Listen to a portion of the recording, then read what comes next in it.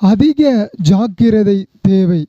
எதிலே அதிக ஜாக்கிரதை என்று சொன்னால், விசுவாசத்திலே அதிக ஜாக்கிரதை, தைரியத்திலே அதிக ஜாக்கிரதை, ஞானத்திலே அதிக ஜாக்கிரதை, இச்சை அடக்கத்திலே அதிக ஜாக்கிரதை, பொறுமையிலே அதிக ஜாக்கிரதை, தேவ பக்தியிலே அதிக ஜாக்கிரதை, சகோதர சிநேகத்திலே அதிக ஜாக்கிரதை, அன்பிலே அதிக ஜாக்கிரதை. அல்லேலூயா!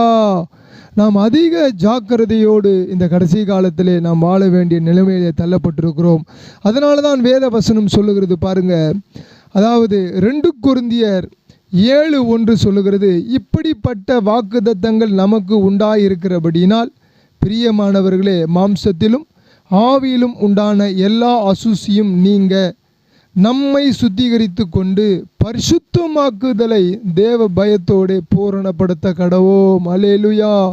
எப்படி நாம் பூரணப்படுத்த முடியும் என்று சொன்னால், பரிசுத்தமாக்குதலை தேவ பயத்தோடு நாம் பூரணப்படுத்த முடியும்.